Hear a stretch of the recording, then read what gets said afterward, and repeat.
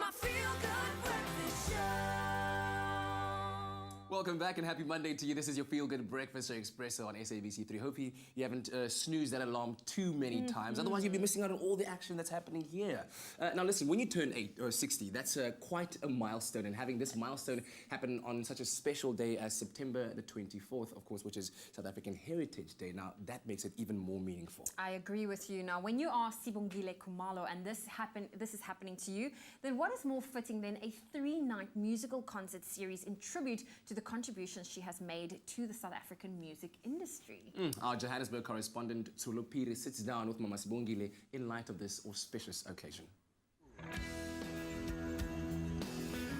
Mam Sibongile Khumalo's incomparable singing talent has been a cornerstone of South African music since first bursting onto the scene back in 1993 and having started off by winning the coveted Young Artist Award at the National Arts Festival. She's really gone on to showcase our rich musical heritage to audiences across the world, and we're lucky enough to get a sneak peek into one of her rehearsals today.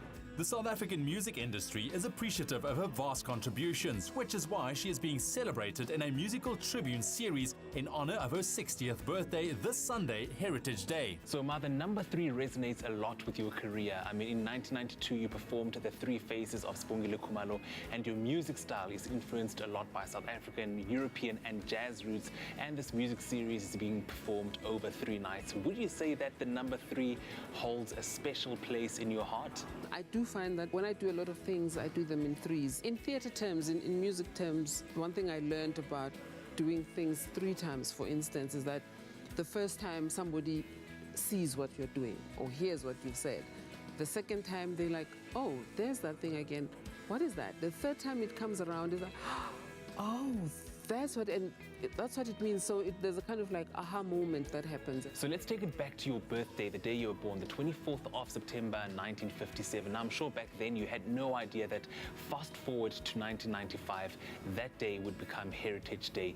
When did music become your heritage and your gift? I was born in a musical family. My father was a voice coach and a choir conductor and music historian. My mother had this voice that was just too beautiful. So I suppose I inherited it from them, really.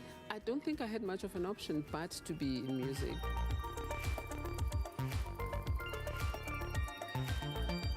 Growing up and forming your identity in the struggle years, what was it like being part of key historic moments like the inauguration of former President Dr. Nelson Mandela and the 1995 Rugby World Cup? Madiba's inauguration was very special. Being in that space, being a part of a jubilant nation, part of a hopeful nation. It was a time when anything and everything seemed possible. So it was very affirming and it was beautiful. It was fabulous. It was like, yes, we did this thing. Being part of those cues, right? The Rugby World Cup, on the other hand, was a very different experience in the sense that you get asked to sing the anthem at an event like this, and you're like, oh, really? Okay, sure. It was fun. It was exciting. Singing the Da Kondi Bo, okay, afterwards. It was just the unity, the sense of unity, the sense of togetherness, the sense of we're a nation that can actually do it, and we are doing it. Let's continue doing it. It was an incredible time then, and I'm hoping we can replicate it today. How does your heritage come across in your music?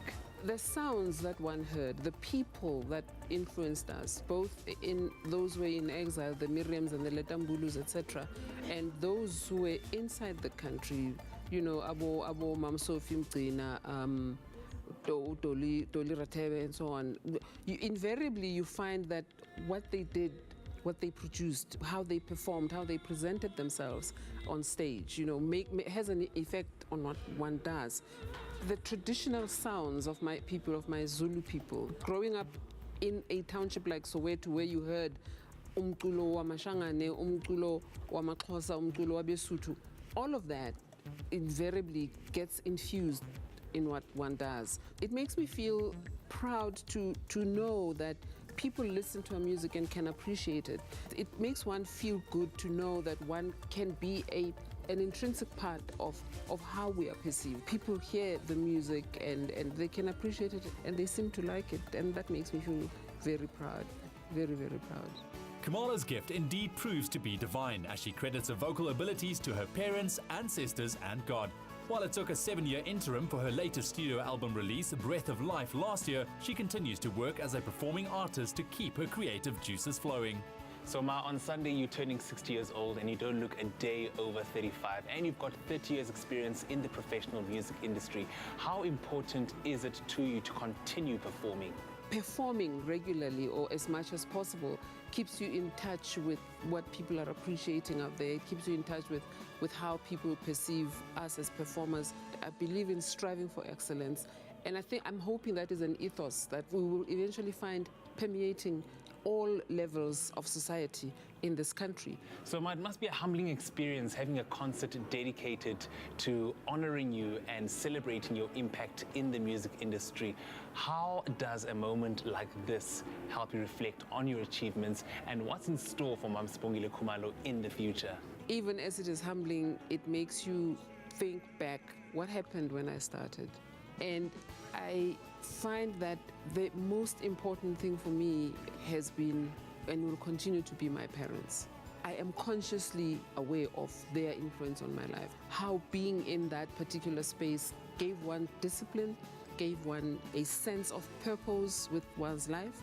I'm very involved with a project that my dad started, a youth music teaching program that he started. And that's the one thing that's been preoccupying me and that will continue to preoccupy me as I move forward with my life.